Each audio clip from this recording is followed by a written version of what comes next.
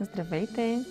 Ето, че се завърнах от моето велико чайно пътешествие в Китай и вече съм готова да ви споделя преживяванията си оттам.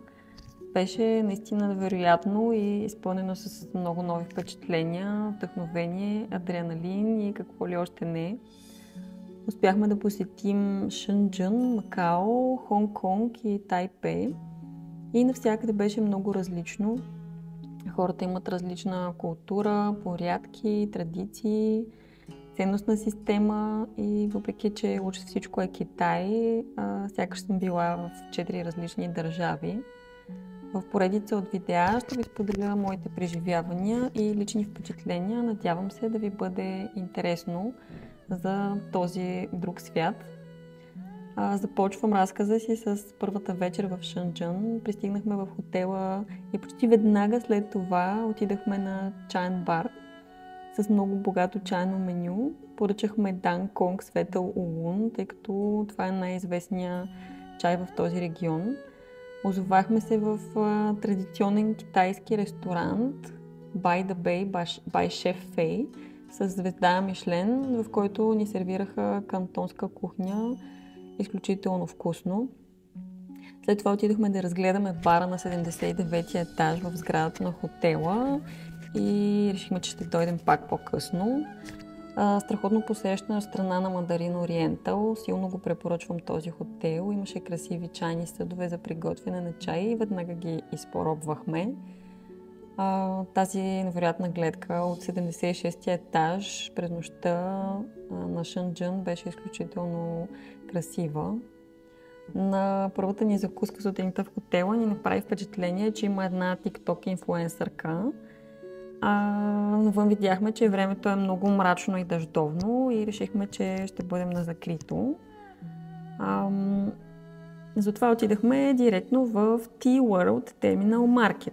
Това е огромна многоетажна сграда в стария квартал Лаоху на Шенджън, в която се помещава една от най-големите борси за чай на едро в региона, където можем да опитваме различни видове чай. Първата ни спирка беше Xing Chu Tea and Teapot, където за първи път опитахме новата реколта зелен чай Лунцзин от тази година, който традиционно се бере само на 4 април и всички чайни къщи правят предварителни поръчки и чакат да пристигне първо при тях. Чай наистина беше много сладък и вкусен и жената, собственичката на чайната къща, беше много отзивчива, мила и симпатична. Навсякъде в Китай има статуи на това божество, което отговаря за богатството и парите. Китайците са много суеверни и им е важно да почитат богатството, защото са живяли дълго време в бедност. В Tea World има впечатляващо разнообразие от чайна посуда и чайове и човек може да се загуби в този безбрежен океан. Всички чайници и чашки са от истинска глина и цените варират от 5 до 50 хиляди долара, така че има за всеки вкус и финансови възможности.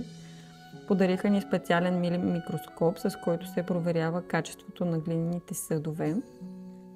Разходката продължи сред огромни чували и рафтове пълни с различни видове чай.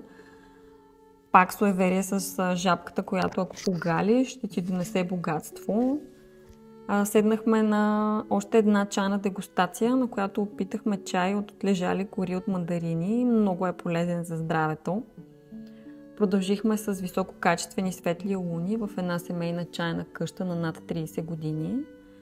И след бърз обяд се отправихме към Хуатянг Бей. Това е легендарният технологичен квартал в Шенджън, считан за един от най-големите електронни пазари в света.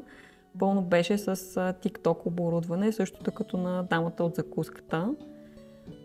Видяхме и новия тройно разгъващ се телефон Huawei. Като цяло имаше магазини на най-големите технологични компании с последни модели смартфони, лаптопи, дронове и какво ли още не. Като цяло моят съвет при посещение на Шенджън е: не пропускайте Tea World Market и Хуатянг Бей.